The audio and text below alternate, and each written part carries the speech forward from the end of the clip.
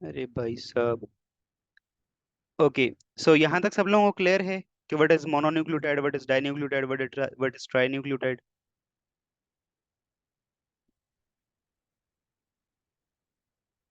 Okay, यहाँ तक clear है सब लोगों को।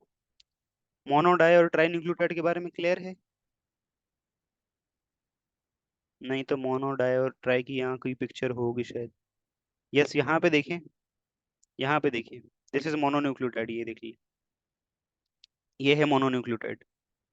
ये देखें हमारे पास। ये एक डाइन्यूक्लियोटाइड है, देखिए इसमें देखो, एक साइड पे एक नाइट्रोजनियस बेस और फॉस्फेट ग्रुप, एक साइड पे एक नाइट्रोजनियस बेस और फॉस्फेट ग्रुप। ठीक है। और फिर पॉलीन्यूक्लियोटाइड, ये देखो पूरा डीएनए का जो मॉलिक्यूल होता है ये पॉलीन्यूक्लियोटाइड होते हैं। बहुत सारे न्यूक्लियोटाइड होते हैं।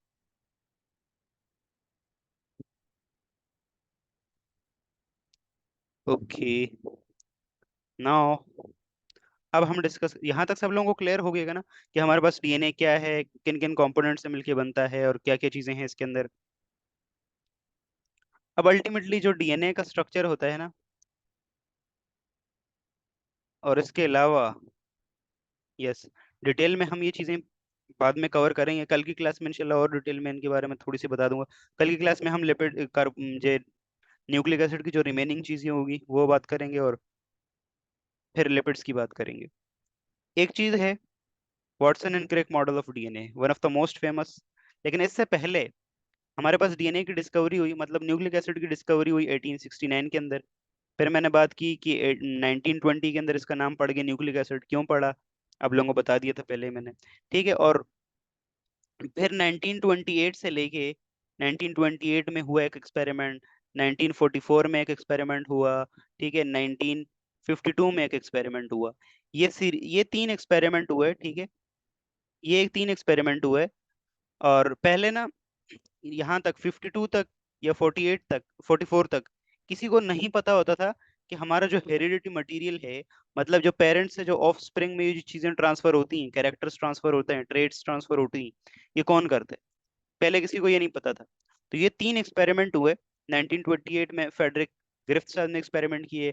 44 में जो है वो एक दो साइंटिस्ट थे, तीन साइंटिस्ट थे रादर, एवरी मैक्लोइड और मैकार्टी, उन्होंने एक्सपेरिमेंट किए।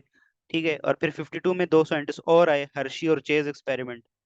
ठीक है। तो ये डिटेल में मैं इंशाल्लाह आगे आएगा ये, तो इसको हम डिटेल में डिस्कस करेंगे। लेकिन इन तीनों एक्सपेरिमेंट ने ये प्रूव किया कि ये जो जेनेटिक मटेरियल होता है ना सेल का, ये जो हेरिडिटी मटेरियल होता है जो पेरेंट्स से ऑफस्प्रिंग में कैरेक्टर्स का ट्रांसफर करवाता है, वो कौन करवाता है, वो डीएनए करवाता है। ठीक है। तो इस एक्सपेरिमेंट, ये जो हमारे पास देखिए पूरे एक सीक्वेंस चल रही है, ठीक है।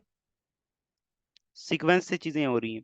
डिस्कवर हुआ, न्यूक्लिक एसिड नाम पड़ा, फिर यहाँ से हमें पता लगा कि भाई न्यूक्लिक एसिड क्या है, जेनेटिक मटेरियल है। फिर 1953 के अंदर बहुत इंपॉर्टेंट चीज हुई, ठीक है। इसके ऊपर बहुत इंपॉर्टेंट चीज हुई और इसने पूरी दुनिया को हिला के रख दिया। उसके बाद से न्यूक्लियोटाइड, उसके बाद से हमारे पास ये जो न्यूक्लिक एसिड है ना, इसकी दुनिया टोटली बदली हुई। उसके बाद इतनी सारी एप्लीकेशन आई, डीएनए बेस्ड टेस्ट आए, बहुत सारी डिफरेंट चीजें आई। और ये था हमारे पास क्या, Watson and Crick model of DNA. ठीक है। तो this is one of the most important model, यहाँ से क्वेश्चन भी पूछे जा सकते हैं एमडी कैट में। और बहुत इंपॉर्टेंट मॉडल है ये। तो Watson and Crick model of DNA की अगर हम बात करें, तो इन्होंने ना डीएनए के स्ट्रक्चर के बारे में बताया। डिस्कवरी तो किसी और ने की, फेडरिक मिस्चर साहब ने, लेकिन उनकी डेथ हो गई 1895 में। बाय द वे उनकी डेथ डेथ टीबी से हुई थी, ठीक है, ट्यूबरकुलोसिस से। ठीक है। और उसके बाद फिर 19, कितना टाइम लग गया, ऑलमोस्ट डिस्कवरी के बाद कम से कम कितने, मतलब 70-80 साल लग गए डिस्कवरी के बाद भी डीएनए का स्ट्रक्चर डिस्कवर करने में। और कभी कभी ये सवाल भी पूछा जा सकता है कि भाई डीएनए किसने डिस्कवर किया, तो वो आपको ऑप्शन दे देगा, फेडरिक मिस्चर, ठीक है, इधर वाटसन क्रिक, ये सब दे देगा। इन्होंने डीएनए को डिस्कवर नहीं किया था, इन्होंने डीएनए का स्ट्रक्चर, मतलब स्ट्रक्चर बताया था कि डीएनए का स्ट्रक्चर क्या होता है। डीएनए ऑलरेडी ऑलरेडी डिस्कवर हो चुका था, उसके स्ट्रक्चर के बारे में बताया था। ठीक है। तो Watson and Crick Crick model one of the most famous famous model है डीएनए के स्ट्रक्चर को बताने के लिए। और ये बहुत ज्यादा फेमस क्यों हुआ, क्योंकि ये डीएनए की रिप्लिकेशन को बताता है, डीएनए से रिलेटेड जो बेसिक्स चीजें हैं उनको बहुत अच्छे से एड्रेस करता है। तो इसलिए वाटसन एंड क्रिक मॉडल बहुत बहुत अच्छे से वाइडली एक्सेप्टेड है। और इन जितने भी साइंटिस्ट है ना, इन सबको नोबेल प्राइज मिला था इनकी डिस्कवरी के लिए। और ये काम कब हुआ, वाटसन एंड क्रिक मॉडल कब कब पब्लिश हुआ, कब मतलब डिस्कवर हुआ वाटसन एंड क्रिक मॉडल? 1953 के अंदर। ठीक है। और कहाँ पे हुआ? तो कैम्ब्रिज यूनिवर्सिटी में, यूनिवर्सिटी ऑफ कैम्ब्रिज। ये कैम्ब्रिज का कैंपस नजर आ रहा हो। ठीक है। देन इसके बाद, यस, ये चार साइंटिस्ट थे: James Watson, Francis Crick, Maurice Wilkins और रोसलैंड फ्रैंकलिन। डिस्कवर किसने किया था? डिस्कवर फेडरिक मिस्चर साहब ने डिस्कवर किया था। ठीक है, फेडरिक मिस्चर। हमने क्लास में डिस्कस किया है फेडरिक मिस्चर, ये थे वो फेडरिक मिस्चर साहब। इन्होंने डिस्कवर किया था। इन्होंने डिस्कवर किया फेडरिक मिस्चर साहब, ये रहे। ओके।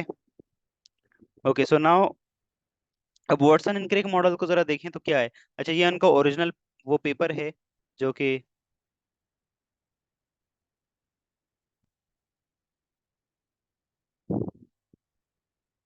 ओके, स्क्रीन शो हो रही है मेरी?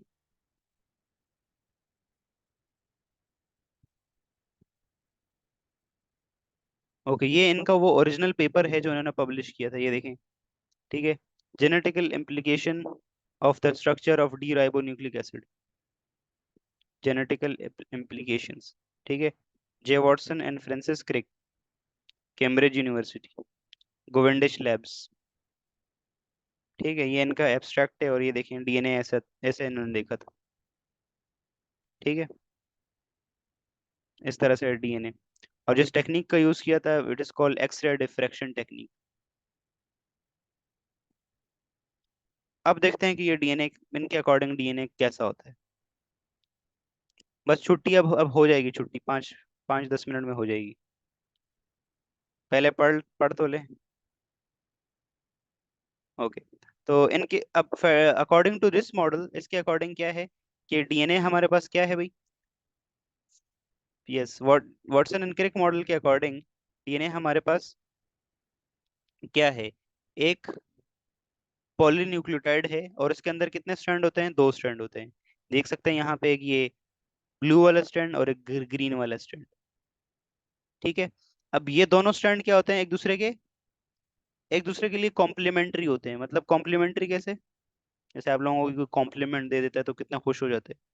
कॉम्प्लीमेंट्री में मतलब ए टी से बाइंड करेगा हमेशा, और जी हमेशा सी से बाइंड करेगा। ठीक है। तो दिस इज कॉम्प्लीमेंट्री। इसी के साथ साथ ये दोनों स्ट्रैंड क्या होते हैं? एंटी पैरेलल होते हैं। ठीक है। अगर एक स्ट्रैंड की डायरेक्शन ऐसे होती है तो दूसरे स्ट्रैंड की डायरेक्शन ऐसे होती है। ठीक है। और इस डायरेक्शन के लिए यूजुअली हम वर्ड यूज करते हैं 3 to 5 प्राइम और 5 to 3 प्राइम। ठीक है। अगर ये प्राइम वाली चीज समझ नहीं आ रही तो ये चीज तो समझ आ जाएगी कि एक ऐसा होता है और एक ऐसा ऑपोजिट होता है। इसके साथ साथ हमारे पास, जी जी, जी और सी में ट्रिपल बॉन्ड होता है, बिल्कुल। हाँ, ये चीज अपने पास नोट कर लें। ए और टी हमेशा जो है, ए और हमेशा टी आप एक दूसरे के साथ बाइंड करेंगे डीएनए के अंदर, इनके अंदर डबल हाइड्रोजन बॉन्ड होगा। और जी हमेशा हमेशा किसके साथ बाइंड करेगा? सी के साथ, और इसके अंदर ट्रिपल हाइड्रोजन बॉन्ड होगा। राइट। ये इन्होंने नहीं बताया था, ये तो एक दूसरे साइंटिस्ट थे, उन्होंने बताया था। शर्ग्राफ, शर्ग्राफ रूल्स, शर्ग्राफ रूल पढ़ा होगा आप लोगों ने। शर्ग्राफ एक साइंटिस्ट है, उन्होंने बताया था ये कि ए हमेशा टी के साथ बाइंड करता है और जी हमेशा सी के साथ बाइंड करता है। ठीक है। So the eighty content and GC content of the DNA remains same, वो उन्होंने बताया था। वॉटसन एंड क्रिक ने ये बताया था कि डीएनए क्या होता है? दोनों दो स्ट्रैंड होते हैं इसके। ठीक है। डीएनए डुप्लेक्स की फॉर्म में होता है। ठीक है, डुप्लेक्स की फॉर्म में। और ये दोनों स्ट्रैंड क्या होते हैं? एक दूसरे के एंटी पैरेलल होते हैं, और ये दोनों स्ट्रैंड एक दूसरे के लिए कॉम्प्लीमेंट्री होते हैं। ठीक है, कॉम्प्लीमेंट्री मतलब एटी से, जीसी से। और इसके साथ साथ हमारे पास यहाँ पे अब इम्पोर्टेंट चीज आती है कि डीएनए का जो एक टर्न होता है ना, एक टर्न, ठीक है, this is 1 turn off DNA. तो एक टर्न जो होता है वो डीएनए का, उसके अंदर 10 न्यूक्लियोटाइड होते हैं। ये जो पूरा टर्न है, एक सेकंड मुझे कलर चेंज कर लेने दें, कौन सा कलर लें? ये वाला कलर सही। तो ये जो एक टर्न है ना न्यूक्लियोटाइड का, यहाँ से डीएनए का, यहाँ से लेके यहाँ तक, दिस इज वन टर्न। एक टर्न के अंदर जो है वो 10 बेस पेयर्स होते हैं। ठीक है, 10 बेस पेयर होते हैं। 10 बेस पेयर्स का मतलब क्या है कि देखो, 10 बेसेस एक साइड पे होंगी और 10 दूसरी साइड पे, तो टोटल 20 बेसेस हो जाएंगी, लेकिन पेयर्स कितने होंगे, 10 होंगे। ठीक है। और ये चीज आ सकती है कि भाई बताएं, डीएनए है हमारे पास, तो उसके एक टर्न में कितनी बेसेस होती हैं, तो 10 पेयर होते हैं। टोटल बेसिस कितनी, 20 बेसिस। ठीक है। और ये जो एक टर्न होता है डीएनए का, उसका जो डिस्टेंस होता है वो कितना होता है, इन दोनों के बीच में, यहाँ से लेके यहाँ तक का जो डिस्टेंस होता है, दिस इज 34 एमस्ट्रॉन्ग। 34 एमस्ट्रॉन्ग का ये डिस्टेंस होता है। और इसके अंदर कितनी बेसिस आ रही हैं, 10 बेस पेयर्स। ठीक है। एक स्ट्रैंड के 10, मान लो ये ग्रीन वाले स्ट्रैंड के 10 होंगे, और इस दूसरे वाले स्ट्रैंड के भी तो 10 होंगे ना, तो 10 और 10, 20 बेस पेयर्स हो जाएंगे। Sorry, 10 base pairs. तो पेयर में दो चीजें होती है ना, मल्टीप्लाई बाई ये करेंगे तो 20 आंसर आ जाएगा, 20 बेसिस होती हैं। ठीक है। और एक चीज और है कि यहाँ का ये जो डिस्टेंस है वो कितना है, 34 एमस्ट्रॉन्ग। यहाँ से लेके यहाँ तक का दिस डिस्टेंस इज 34 एमस्ट्रॉन्ग। और हमारे पास 10 न्यूक्लियोटाइड हैं, तो अब हर एक न्यूक्लियोटाइड या हर एक नाइट्रोजनस बेस के बीच का डिस्टेंस क्या होगा, या एक नाइट्रोजनस बेस जो कवर कर रही है वो कितना डिस्टेंस होगा। तो सिंपली है, हमने 34 को डिवाइड कर देना है किसके साथ, 10 न्यूक्लियोटाइड हैं या 10 बेस पेयर हैं, तो 10 के साथ डिवाइड कर दो, आंसर आ जाएगा 3.4। तो एक जो न्यूक्लियोटाइड जो जगह घेरता है ना, ये भी एमडीकेडी में पूछा जा सकता है कि बताएं भाई एक न्यूक्लियोटाइड डीएनए के अंदर कितनी जगह घेरता है, तो 3.4 एमस्ट्रॉन्ग की जगह घेरता है, 3.4 एमस्ट्रॉन्ग। ठीक हो गया। इसी के साथ साथ ये जो दोनों स्ट्रैंड है ना, ये एक दूसरे से कितने डिग्री, कितना एमस्ट्रॉन्ग अपार्ट होते हैं, 20 एमस्ट्रॉन्ग अपार्ट होते हैं, 20 एमस्ट्रॉन्ग का डिस्टेंस होता है इनके बीच में। ठीक है। तो ये सारी चीजें बताई थी वाटसन एंड क्रिक मॉडल। यहाँ तक क्लियर है सब लोगों को, वाटसन एंड क्रिक मॉडल? एक बार दोबारा से जल्दी से क्विक से रिकैप कर देता हूँ मैं। Watson and Crick model of DNA क्या कहते हैं हमें, कि भाई डीएनए हमारे पास क्या है, डुप्लेक्स की फॉर्म में होता है। ठीक है। डुप्लेक्स, डुप्लेक्स मतलब डबल स्ट्रैंड। ठीक है। एक डबल स्ट्रैंडेड डुप्लेक्स की फॉर्म में होता है। ये दोनों स्ट्रैंड क्या होते हैं, एक दूसरे के लिए कॉम्प्लीमेंट्री होते हैं, और ये एंटी पैरेलल रन करते हैं। ठीक है। एंटी पैरेलल मतलब एक स्ट्रैंड इस डायरेक्शन में जा रहा है तो दूसरा स्ट्रैंड इस डायरेक्शन में जा रहा होता है। ठीक हो गया। इसी के साथ साथ जो डीएनए का एक टर्न है, इसके अंदर 10 न्यूक्लियोटाइड होते हैं, या 10 बेस पेयर्स होती हैं।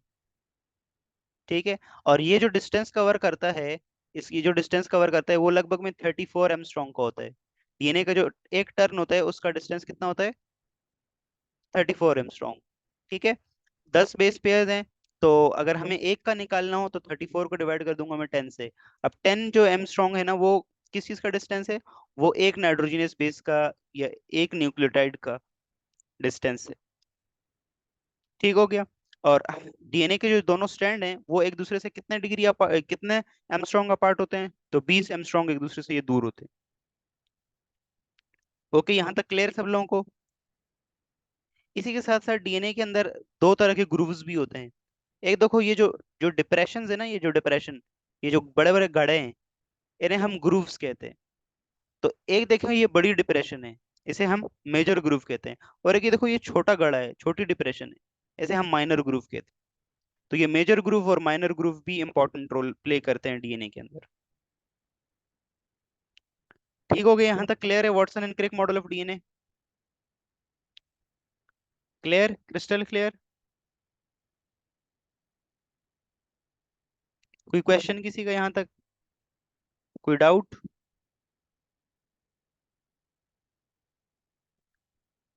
Watson and Crick model of DNA में कोई कंफ्यूजन? ओके चलें, दैट्स गुड, अच्छी बात है कि क्लियर हो गया। ओके,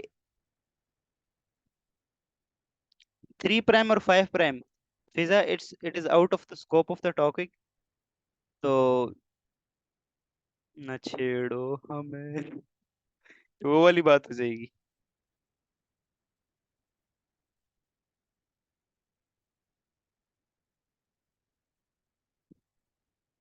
वैसे ये डायरेक्शन बताता है, 3 प्राइम हाइड्रोक्सिल और 5 प्राइम हाइड्रोक्सिल। ठीक है, 3 प्राइम 5 प्राइम। लेकिन अब छोड़ दो, फिर तुम लोग रोओगे अगर ये कॉन्सेप्ट डिस्कस करने लग गए ना, तुम लोग रो लोगे। यहाँ तक क्लियर है सब लोगों को? ये थे ये 4 साइंटिस्ट, इन सबको नोबेल प्राइज मिला इसकी उनकी डिस्कवरी के लिए। ये था इनका वो ओरिजिनल पेपर। और ये देखें डिस्टेंसेस लिखे हुए भी नजर आ रहे होंगे आप लोगों को। ठीक है, 34 एमस्ट्रॉन्ग और फलाना एमस्ट्रॉन्ग और ये एमस्ट्रॉन्ग। ठीक है। और उन्होंने जिस टेक्निक का यूज किया था, it is called X ray diffraction technique.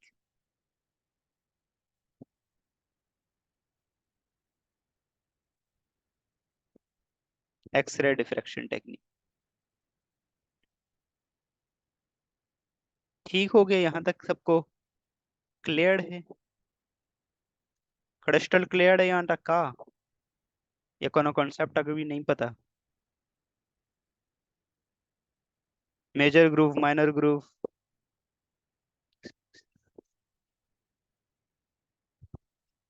कल हम लिपिड्स डिस्कस करेंगे इंशाल्लाह।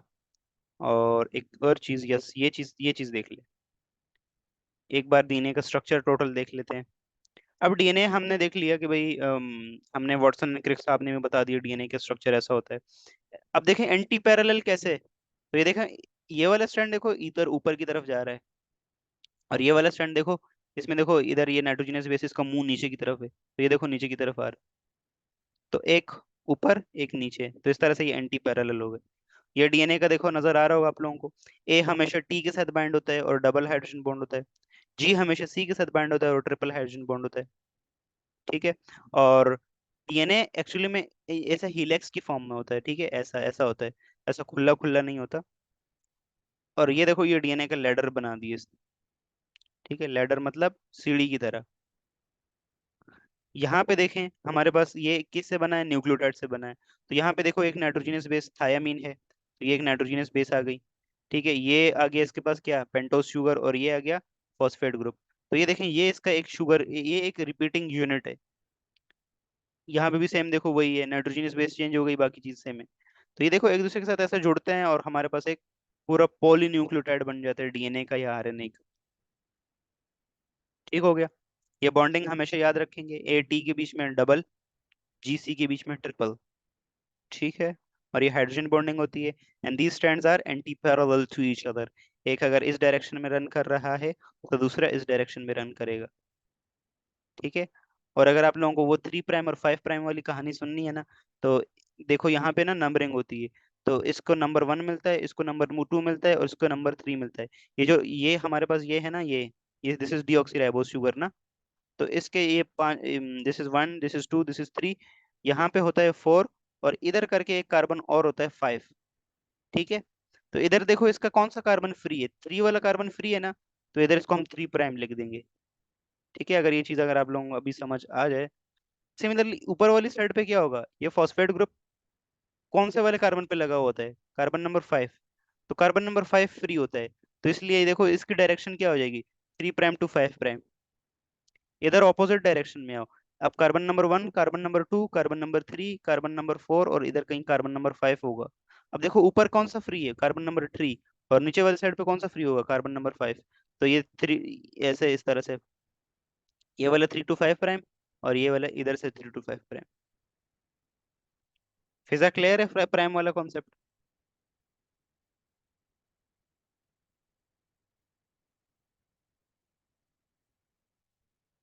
नहीं क्लियर, बस ठीक है छोड़ो फिर। ओके, और ये इस तरह से डीएनए का डुप्लेक्स होता है।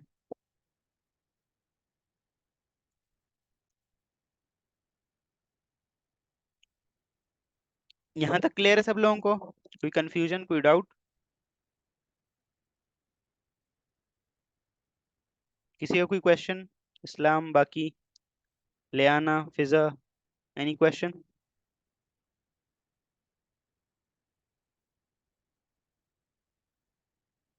Any question up to this? अरे कोनो सवाल है किसी का? कोनो सवाल नहीं है? हम लेफ्ट कर दें क्लास, मतलब क्लास स्किप, वाइंड अप कर दें?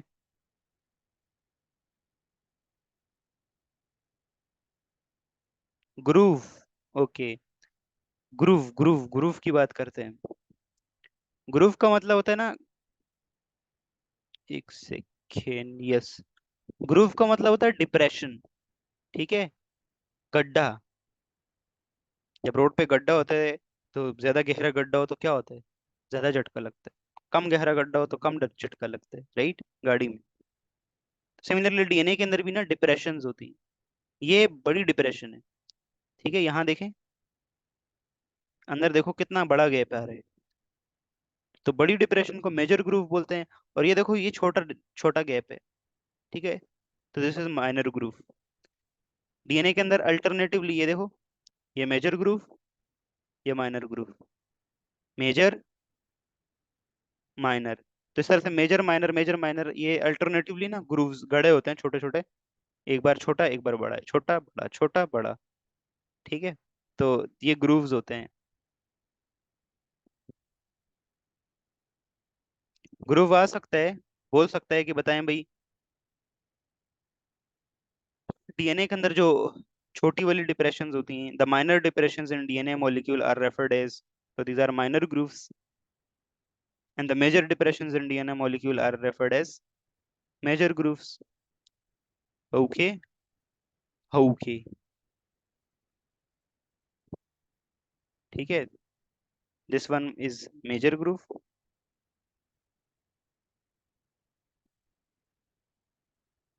हाँ, ऐसे भी आ सकता है, how many grooves are there. वाह, क्या सोच है रे तेरी। ऐसा भी आ सकता है कि कितने टाइप्स के ग्रूव्स होते हैं, तो दो टाइप्स के ग्रूव्स होते हैं, minor grooves and major grooves.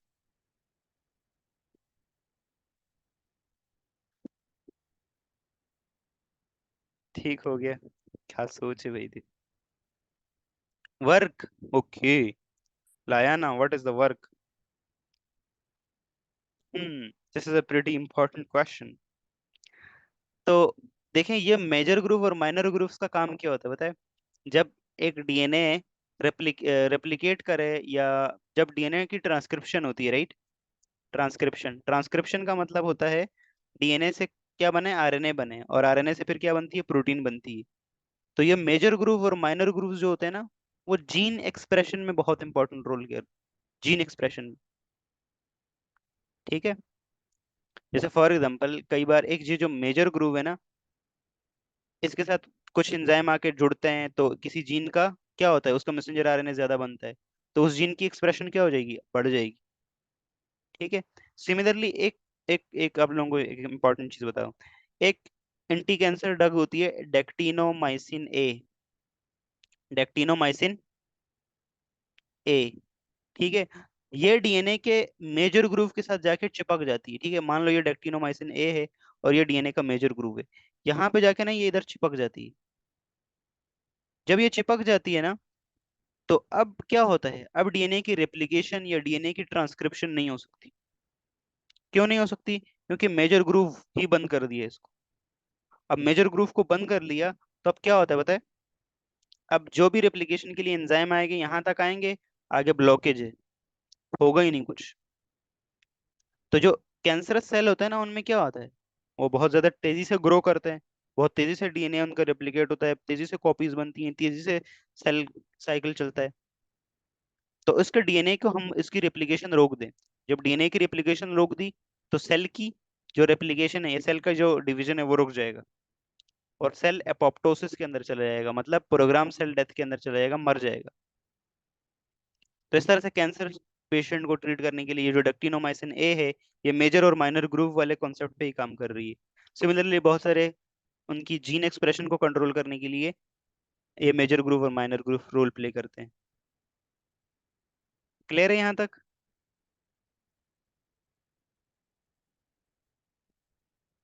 जी जी, इस्लाम अब छुट्टी है, बस छुट्टी है अब। 101%। Okay Liana. By the way, who is Liana? BTW। Who is लायाना?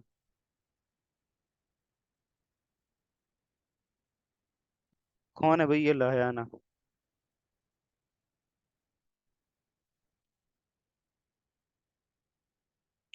Oh, she is detective I think.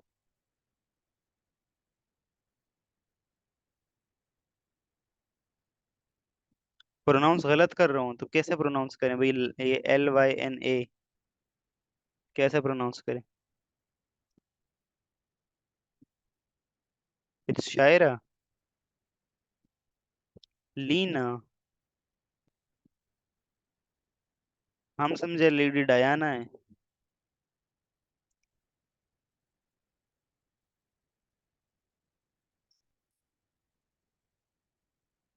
Okay. चलें, खैर भाई खैर।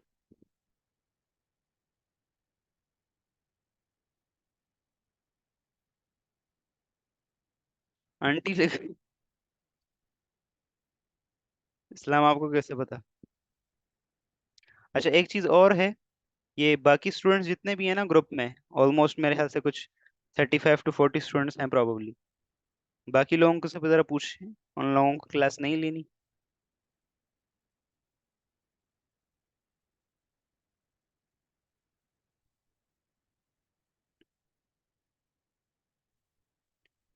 ओके चलें खैर। ठीक है भाई, यहाँ तक होप सो सब लोगों को समझ आ गया होगा। अब किसी का कोई क्वेश्चन है तो मोस्ट वेलकम, नहीं तो क्लास वाइंड अप करते हैं। मिलते हैं हम नेक्स्ट क्लास में। They want recorded lecture. उन्हें बोल दें यार खैर है, आराम करें घर पे। घर पे सोए रहे हैं, ठीक है। हमें आप लोगों को ना लेक्चर पूरा बना के, उसके ऊपर ना टॉपिंग अच्छी सी पूरा सॉस डाल के, पूरा सा ना उसको अच्छे से सजा के पैक करके बाइके से भरवा देंगे। ठीक है, उन्हें ये बोल दे।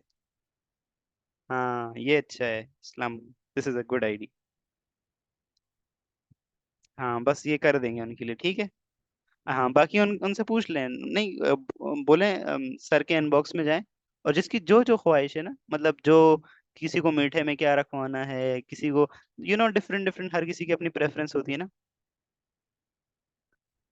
कोई स्टिंग लेगा, कोई जाहिर सी बात है, कोई मैडम जो होंगी वो, उन्हें खीर चाहिए होगी, किसी को बिरयानी चाहिए होगी, किसी को क्या चाहिए होगा। तो अब सब सब जितनों को बोल दें, ठीक है।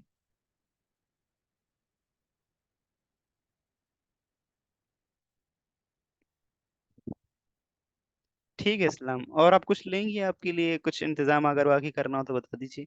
आपकी मैगी हो गई, ठीक है। फिजा आपकी बिरयानी हमने देख ली, ठीक है। ओके। और कुछ?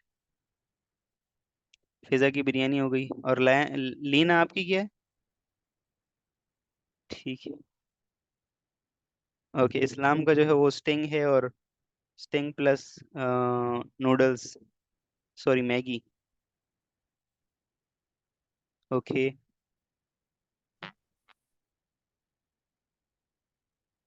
चलें, अच्छी बात है।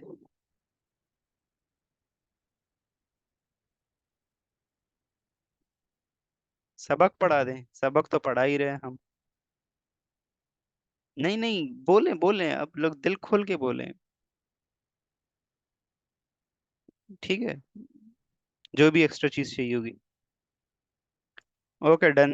डन इस्लाम, फिजिक्स स्ट्रिंग भी आपको, ठीक है। मैं भी ये लिख लूँ ना, क्योंकि मैं भूल ना जाऊं फिर। इस्लाम मैडम की जो है वो स्ट्रिंग इधर डाइवर्ट करनी है। ओके, ये भी मैंने लिख लिया अपने पास, ठीक हो गया। और कुछ? और कुछ अगर आप लोग बोलेंगे तो। ट्रीट? किस बात की ट्रीट अनुषा मैडम? अच्छा, एक चीज मैं आप लोगों को बताना भूल गया। बस अल्हम्दुलिल्लाह, अभी अभी यस, PM लैपटॉप स्कीम हुई, आई थी। तो उसमें अप्लाई किया था मैंने 2023। तो I got selected for PM laptop scheme. तो अल्हम्दुलिल्लाह हमारा नाम आया वहाँ पे। हमारी क्लास में से 7 लोग सेलेक्ट हुए हैं, और वन ऑफ मैं वहाँ से एक हूँ। Thank you so much, thank you thank you. शुक्रिया शुक्रिया। Thank you Islam, thank you Fiza, thank you लेना। तो ट्रेड बनती है, तो वही तो मैं आप लोगों से पूछ रहा हूँ ना। बताएं आप लोग क्या क्या लेंगे आप लोग। मैंने नोट कर लिया अपने पास।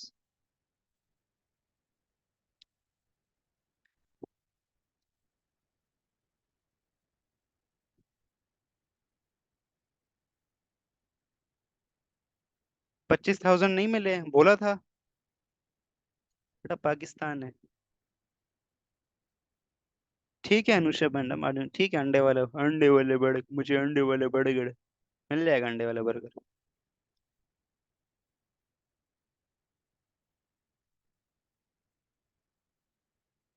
पाकिस्तानी गवर्नमेंट है भाई, अभी मुझे तो अभी भी यकीन नहीं आ रहा, पीडीएम की गवर्नमेंट, ऐसा ना हो गया लैपटॉप कहीं खा जाए, पता ही नहीं चले।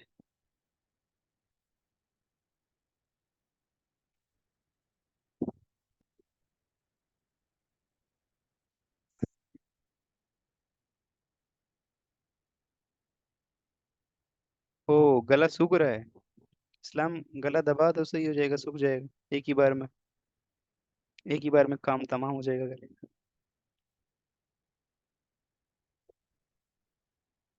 हाँ हाँ, मिल तो जाएगा, होप सो इंशाल्लाह।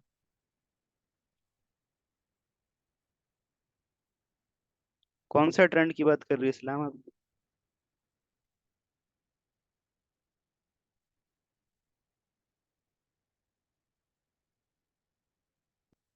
ओके चलें, खैर यहाँ तक भाई पढ़ भी लिया, थोड़ी गपशप भी हो गई। नहीं, ये नहीं देखा हमने गला सूख रहा है, नहीं देखा। अब बस मीटिंग किसी भी वक्त एंड हो जाएगी, क्योंकि टाइम इज़ वेरी शॉर्ट। और चलें, होप सो यहाँ तक सब लोगों को समझ आ गया होगा। मिलते हैं अब हम नेक्स्ट क्लास में। Till then keep learning and keep exploring, और बाकी लोगों को भी बोलेंगे क्लासेस में आए। ठीक है, इस्लाम, फिज़ा, बाकी लोगों को भी। अब क्लासेस रेगुलर होंगी इंशाल्लाह आज के बाद। ठीक है, और केमिस्ट्री में मैं इंशाल्लाह वीकेंड वीकेंड पे अब केमिस्ट्री का भी सोच रहा हूँ कि वो भी स्टार्ट कर दूँ। ठीक है, चलें अब मिलते हैं नेक्स्ट क्लास में। Till then keep learning and keep exploring. Allah हाफिज़, टाटा, बाय बाय।